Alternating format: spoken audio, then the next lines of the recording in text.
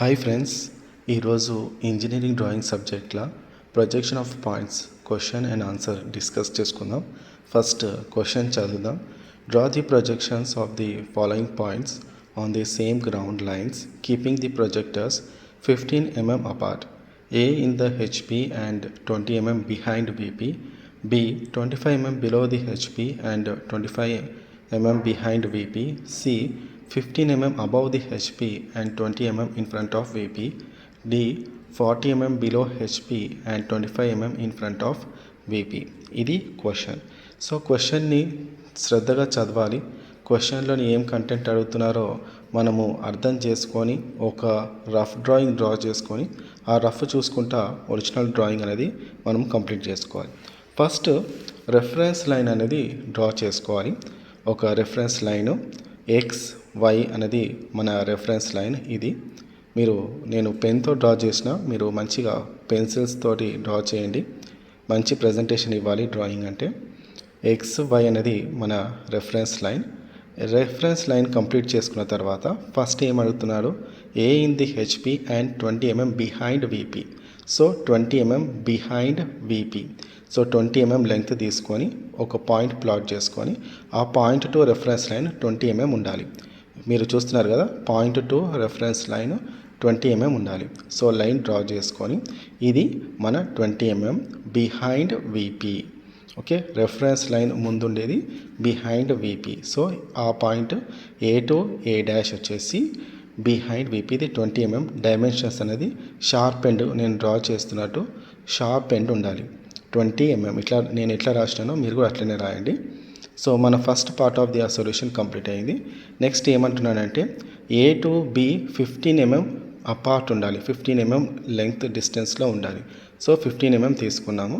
Next B complete చేసుకోవాలి. B ఏం అడుగుతున్నాడు, 25 mm below the HP and 25 mm behind VP. అంటే రెఫరెన్స్ లైన్ నుంచి కిందికి వచ్చేది 25 mm, అది బిలో హెచ్పి. రెఫరెన్స్ లైన్ పైకి వచ్చేది behind VP. So 25 mm draw చేసుకున్నాం. సో దీని డైమెన్షన్ కూడా ఇట్లా షార్ప్ యారో హెడ్ తోటి డైమెన్షన్ కూడా కంప్లీట్ చేసుకోవాలి. సో ఫస్ట్ పార్ట్ అయిపోయింది. నెక్స్ట్ ఏంటిది, బిలో హెచ్పి. సో కిందికి వస్తుంది, రెఫరెన్స్ నుంచి కిందికి వచ్చేది బిలో హెచ్పి. సో ఇది ఫస్ట్ రెఫరెన్స్ పైన డ్రా చేసుకుంది బిహైండ్ వీపీ, కిందికి డ్రా చేసుకున్నది below HP.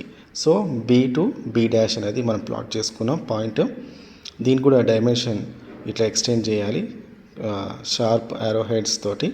So 25 mm dimensions complete చేసుకోవాలి. సో ఇది ప్రొజెక్షన్ ఆఫ్ పాయింట్స్ కాబట్టి పాయింట్స్ డార్క్ ఉండాలి, మిగతా అన్నీ లైట్గా ఉండాలి. ఓకే, సో మీకు క్లారిటీ ఉండడానికి నేను ఇట్లా పెన్నుతో డ్రా చేసిన. నెక్స్ట్ ఈ పాయింట్ నుంచి 15 mm డిస్టెన్స్ తీసుకొని నెక్స్ట్ సి సొల్యూషన్ చూసుకుందాం. సి ఏమంటున్నాడంటే 15 mm above HP and 20 mm in front of VP. అంటే రెఫరెన్స్ నుంచి 15 mm, రెఫరెన్స్ నుంచి పైన ప్లాట్ చేసుకుంది 15 mm, రెఫరెన్స్ నుంచి కిందికి డ్రా చేసుకున్నది 20 mm. ఓకే, మీకు అర్థమవుతుంది అనుకుంటా. సో సి డాష్ అనేది ప్లాట్ చేసుకున్నాం కదా, రెఫరెన్స్ నుంచి పైకి సి డాష్ అనేది 15 mm, కిందికి వచ్చేసి ఇది 20 mm.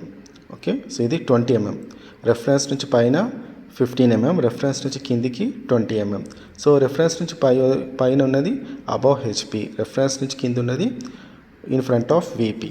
సో ఏ అయిపోయింది, బి అయిపోయింది, సి అయిపోయింది. నెక్స్ట్ మనము డి డ్రా చేసుకుందాం.